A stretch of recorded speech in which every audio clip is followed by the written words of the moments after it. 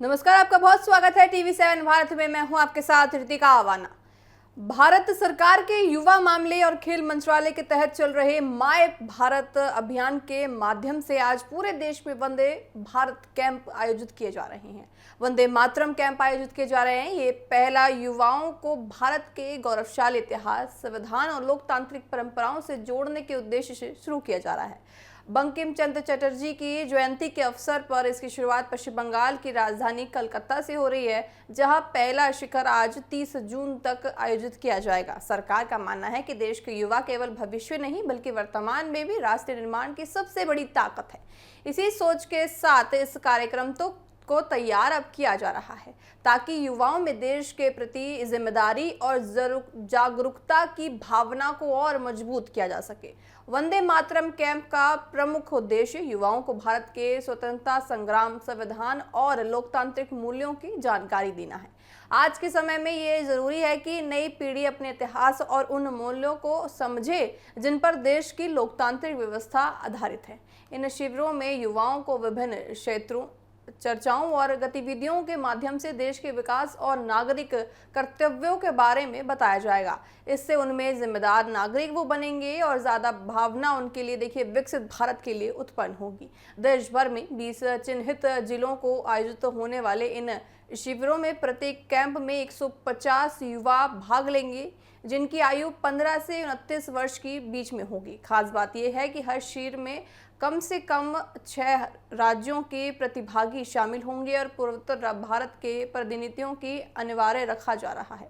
इससे अलग अलग राज्यों के युवाओं को एक दूसरे के सांस्कृतिक, भाषा और परंपराओं को समझने का अवसर मिलेगा। ये पहला राष्ट्रीय एकता और एक भारत श्रेष्ठ भारत की भावनाओं को मजबूत करने की दिशा में एक महत्वपूर्ण कदम माना जा रहा है। सरकार ने इन कैंपों में महिलाओं और वंचित वर्गों की भागीदारी सुनिश्चित करने का भी विशेष ध्यान रखा है। कार्यक्रम में 50% महिलाओं की भागीदारी तय की जाएगी, जबकि सामाजिक और आर्थिक रूप से कमजोर वर्गों के युवाओं को भी पर्याप्त प्रतिनिधियों साथ ही दिया जाएगा। इससे अधिक से अधिक युवाओं को नेतृत्व और व्यक्तित्व विकास के अवसर भी मिल सकेंगे। ये पहला समावेशी विकास की सोच को आगे बढ़ाती है और ये देश संदेश देती है कि राष्ट्र निर्माण में हर वर्ग की भागीदारी समान रूप से महत्वपूर्ण होती है। भारत सरकार ने विकसित भारत के लक्ष्य को हासिल करने में युवाओं की भूमिका सबसे अहम रखी है। वंदे मातरम कैंप इसी दिशा में एक सार्थक प्रयास माना जा रहा है, जहां युवाओं को आत्मनिर्भरता, नवाचार और राष्ट्र सेवा की भावना के साथ आगे बढ़ने के लिए प्रेरित भी किया जाएगा। सरकार का मानना है कि जब युवा अपने अधिकारों के साथ साथ अपने कर्तव्यों को भी समझेंगे, तब देश के विकास को नई गति मिलेगी। यही कारण है कि इन शिविरों को केवल परीक्षण कार्यक्रम नहीं बल्कि राष्ट्र निर्माण की एक दृष्टि से भी, उसके रूप में भी देखा जा रहा है। कुल मिलाकर देखिए, वंदे मातरम कैंप युवाओं को देश के इतिहास, संविधान और लोकतांत्रिक मूल्यों से जोड़ने का एक महत्वपूर्ण मंच बन गया है। कोलकाता से शुरू होकर देश के विभिन्न हिस्सों तक पहुंचने वाली ये पहल राष्ट्रीय एकता, सामाजिक समरसता और जिम्मेदार नागरिकता को मजबूत करने में मददगार साबित हो सकती है। तो आप मान के चल सकते हैं कि जो एक कैंप अब बन रहा है युवाओं के लिए, तो इसमें देखिए युवाओं को ज़्यादा विकसित भारत की दिशा में वो ले जा पाएंगे युवा भारत को। साथ ही उनके अंदर भारत के प्रति और ज़्यादा प्रेम बढ़ेगा। उनको पता चलेगा कि आखिर भारत किस तरह से आज़ाद हुआ था, भारत में आज़ादी कैसे मिली थी। तो इस वजह से देखिए वो और ज़्यादा प्रेम अपने भारत से कर पाएंगे। ये कार्यक्रम युवाओं को विकसित भारत के सपने को साकार करने में सक्रिय भागीदारी निभाने के लिए प्रेरित भी करेगा और साथ ही देखा जाएगा कि विकसित भारत की दिशा में युवा अपना कदम आगे बढ़ाते हुए नजर आएंगे। राष्ट्रीय एकता और नेतृत्व के मार्ग पर ये जो कदम अब सरकार की तरफ से उठाया जा रहा है, ये कदम सबसे पहले कलकत्ता से उठाया जाएगा और कलकत्ता की धरती पर युवाओं को पूरी तरह से प्रेरित किया जाएगा। बहरहाल चलिए खबरों में आगे बढ़ते हैं। मोदी सरकार की केंद्रीय मंत्रिमंडल की आज होने वाली बैठक पर राजनीतिक गलियारों की नजर टिकी हुई है। यह बैठक इसलिए भी महत्वपूर्ण मानी जा रही है क्योंकि पिछले 24 घंटों में कुछ ऐसे घटनाक्रम सामने आए हैं जिन्होंने संभावित कैबिनेट फेरबदल की अटकलों की ओर तेज कर दिया है। मंगलवार को केंद्रीय राज्य मंत्री, आपको बताएं, उन्होंने पद से इस्तीफा दे दिया है, जबकि शाम को प्रधानमंत्री नरेंद्र मोदी ने राष्ट्रपति द्रौपदी से भी मुलाकात की है। राष्ट्रपति भवन में इनकी मुलाकात हुई है। इन घटनाओं के बाद ये चर्चा शुरू हो गई है कि केंद्र सरकार जल्दी मंत्रिमंडल में बदलाव कर सकती है। जॉर्ज का ये राज्यसभा कार्यकाल अब समाप्त हो चुका था। भारतीय जनता पार्टी ने उन्हें दोबारा राज्यसभा नहीं भेजा। इसी के बाद उन्होंने मंत्री पद से इस्तीफा दे दिया है, जिसे राष्ट्रपति ने स्वीकार भी कर लिया है। कुरियन आपको बताएं, अल्पसंख्यक कार्य मंत्रालय और मत्स्य पशुपालन के मंत्री हैं, राज्य मंत्री हैं और उनकी जिम्मेदारी वहां संभलती है। राजनीतिक विशेषज्ञों का मानना है कि उनका इस्तीफा केवल एक औपचारिक प्रक्रिया नहीं है, बल्कि संभावित फेरबदल का संकेत भी माना जा रहा है। इसी तरह केंद्रीय मंत्री रवनीत सिंह बिट्टू को भी भाजपा ने राज्यसभा के लिए दोबारा उम्मीदवार नहीं बनाया। हालांकि उन्होंने अभी तक मंत्री पद नहीं छोड़ा है। संवैधानिक नियमों के अनुसार वे कुछ समय तक सांसद बने रहे हैं और बिना भी मंत्री वो भी बने रहे हैं, लेकिन पंजाब की राजनीति में उनकी सक्रियता को देखते हुए संभावना जताई जा रही है कि भविष्य में उन्हें राज्य की राजनीति में बड़ी भूमिका दी जा सकती है। कैबिनेट फेरबदल की चर्चाओं के पीछे भाजपा का एक व्यक्ति एक पद फॉर्मूला भी एक वजह से माना जा रहा है। हाल ही में हर्ष मल्होत्रा को दिल्ली भाजपा अध्यक्ष बनाया गया है, जबकि वे केंद्र सरकार में मंत्री भी थे। वहीं पंकज चौधरी उत्तर प्रदेश भाजपा अध्यक्ष होने के साथ साथ वित्त राज्य मंत्री भी हैं। ऐसे में पार्टी संगठन और सरकार के बीच संतुलन बनाने के लिए कुछ बदलाव किए जा सकते हैं। राजनीतिक सूत्रों के अनुसार इस बार संभावित फेरबदल में उन नेताओं और सांसदों को भी मौका मिल सकता है जो हाल के समय में विपक्षी दलों से एनडीए के करीब आए हैं।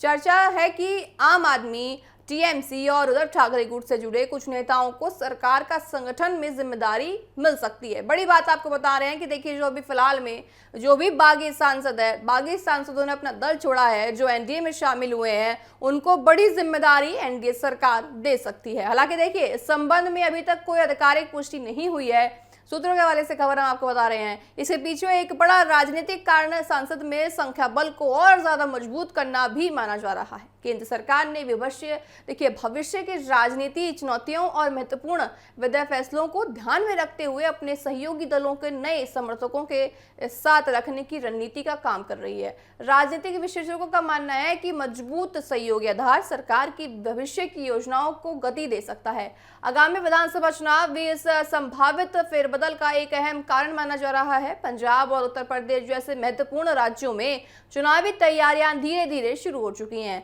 ऐसे में भाजपा क्षेत्रीय सामाजिक समीकरणों को ध्यान में रखते हुए मंत्रिमंडल में बदलाव कर सकती है, ताकि चुनावी संदेश भी दिया जा सके और विभिन्न वर्गों को पूरी तरह से मजबूत भी किया जा सके। फिलहाल देखिए, सरकार की ओर से किसी फेरबदल की आधिकारिक घोषणा अभी नहीं हुई है, लेकिन उनके इस्तीफे की जो मांग है, अब देखिए उन्होंने इस्तीफा दे दिया है, तो देखा जाएगा कि उनके पद पर अब किसको बैठाया जाता है। कुछ मंत्रियों को दोबारा राज्यसभा ना भेजे जाने का फैसला और प्रधानमंत्री की राष्ट्रपति से मुलाकात जैसे घटनाक्रमों ने राजनीतिक चर्चाओं को और ज्यादा अपनी ओर खींच लिया है। अब सबकी नजर आज होने वाली केंद्रीय मंत्रिमंडल की बैठक पर है, जहां से आने वाले दिनों की राजनीतिक दिशा संकेत मिल सकते हैं। देखा जाएगा कि आज जो बैठक होने वाली है, उस बैठक में क्या कुछ निकल कर आता है, उस बैठक में क्या कुछ निर्णय लिए जाते हैं, और वो बैठक तय करेगी कि आने वाले दिनों में दिल्ली की राजनीति में क्या बदलाव होने वाले हैं। बहरहाल चलिए खबरों में आगे बढ़ते हैं। मुंबई में मॉनसून ने आखिरकार अपना असली रंग दिखाना शुरू कर दिया है। मंगलवार रात से लगातार हो रही मूसलाधार बारिश ने देश की आर्थिक राजधानी की रफ्तार पर असर डाल दिया है। रात भर हुई झमाझम बारिश के कारण कई निचले इलाकों में जलभराव की स्थिति बन गई है, जबकि सड़कों पर लंबा ट्रैफिक जाम भी देखने को मिला। सुबह ऑफिस और कामकाज के लिए घरों से निकलने लोगों को भारी परेशानी का सामना भी करना पड़ा। हर साल की तरह इस बार भी मानसून की पहली बड़ी बारिश ने मुंबई की व्यवस्थाओं की पूरी तरह से परीक्षा ले ली है। बारिश का सबसे ज्यादा असर मुंबई की सार्वजनिक परिवहन व्यवस्था पर देखने को मिला। पश्चिमी और सेंट्रल रेलवे के लोकल ट्रेन में 20 से 30 मिनट तक की देरी भी महसूस करी गई। वहीं तकनीकी कारणों और खराब मौसम की स्थिति को देखते हुए हार्बर लाइन की सेवाओं को अस्थायी रूप से भी बंद करना पड़ा। मुंबई की लोकल ट्रेनों लाखों लोगों की दैनिक यात्रा का एक प्रमुख साधन माना जाता है। ऐसे में ट्रेनों की देरी और कुछ सेवाओं को प्रभावित होने से यात्रियों को काफी दिक्कतों का सामना भी करना पड़ा है। लगातार बारिश के कारण कई निचले इलाकों में पानी भर गया है। सड़कों पर जलभराव की वजह से वाहनों की रफ्तार धीमी पड़ गई है और कई प्रमुख मार्गों पर ट्रैफिक जाम की स्थिति भी बन गई है। सुबह के वक्त समय में इसका असर और ज्यादा देखने को मिल सकता है। कई जगहों पर वाहन चालक लंबे समय तक जाम में फंसे रहे। प्रशासन की टीमें जल निकासी और यातायात व्यवस्था को सामान्य करने के लिए लगातार काम भी कर रही है। मौसम विभाग ने हालत को देखते हुए मुंबई और उसके आसपास के इलाकों को रेड अलर्ट अब जारी कर दिया है। विभाग के अनुसार अगले कुछ घंटों में भी भारी से बारिश होने की संभावना जताई जा रही है। इसी के साथ ही गरज चमक और तेज हवाओं की भी चेतावनी दे दी गई है। मौसम विभाग का कहना है कि 41 और 61 किलोमीटर प्रति घंटे की रफ्तार से हवाएं चल सकती हैं, जिससे लोगों को सतर्क रहने की सलाह दी गई है।